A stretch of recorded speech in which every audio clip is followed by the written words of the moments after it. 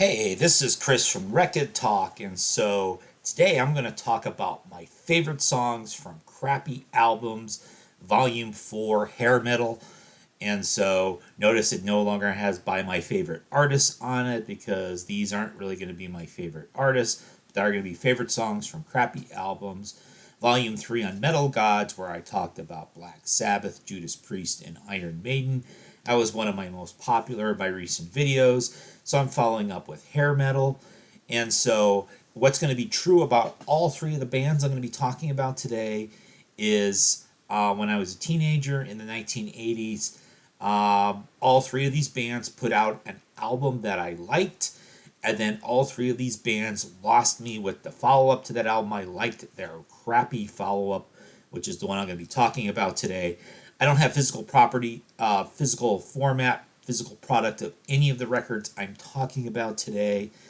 And so I listen to them on a streaming service or maybe a steaming service because these records are kind of steaming turds. I'll be honest, there were a lot of songs that I listened to for about a minute and I skipped right up to the next song after I definitely determined that it was not my favorite song from that crappy album. And so the first band we're going to talk about an album is going to be Quiet Riot and their album Conditional Critical from 1984. And so you might be wondering, is Chris's favorite song going to be a Slade cover? Now, on their previous album in 1983, Metal Health, the one that kind of made them stars, their big song was the cover of Slade's Come On, Feel the Noise. That treated them pretty well. I was all over MTV. And then, so they did another Slade cover on Condition Critical, Mama, We're All Crazy Now. It's kind of weak. And I listened to the other songs to see if I could find something better. This album is really a steaming pile. The opener called Sign of the Times was the only other song that even had a chance. But I'm going to have to give it to Mama, We're All Crazy Now.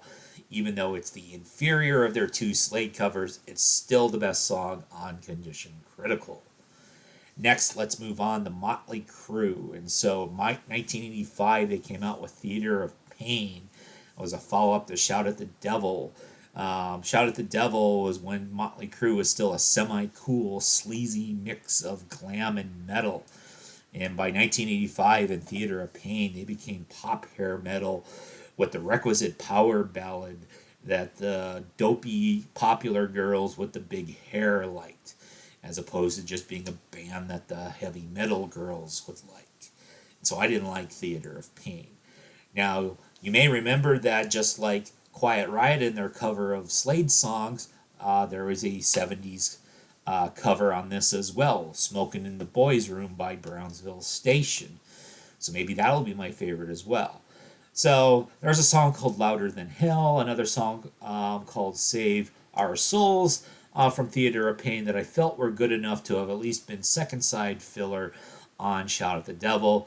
Save Our Souls was second side filler on Theater of Pain. But I'm still going to go with Smokin' in the Boys' Room. It's definitely by far the best piece of songwriting on this album. Something not written by Nikki Sixx. Theater of Pain is not as terrible as Condition Critical, but it's not anything I'm ever going to look to return to my collection. It's one of those ones, I think both of these records, in fact, the two records that I've talked about, I had on cassette at some point. They got sold off and have never been replaced. And so the final album is going to be Def Leppard Hysteria 1987. I think I've mentioned a couple times before that I hate this album. I even smashed the cassette at one point because I never actually sold that one back. I don't know if it was because I tried and they wouldn't take it or what.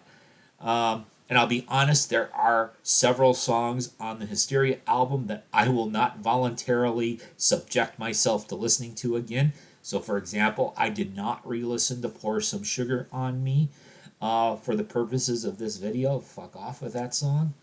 Now, unlike the Quiet Riot and Motley Crue albums, there were no cover songs on this album. I have to pick something that Def Leppard wrote.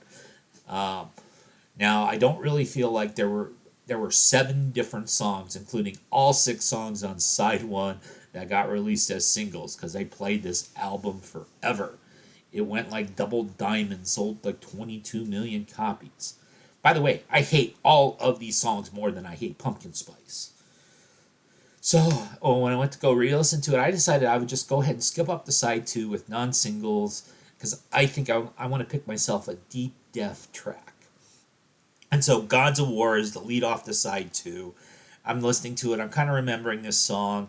It seems enough like a Pyromania song as opposed to a Hysteria song to be tolerable, though it's still overproduced to hell, like every other damn song on this album, every damn song that Mutt Lange got his hands on.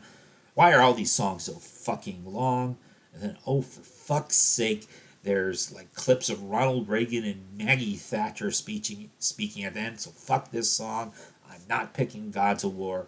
I ended up just picking the song Animal, even though it's one of those singles from side 1. I'm picking it solely because it's the shortest song on this damn record. I'm done.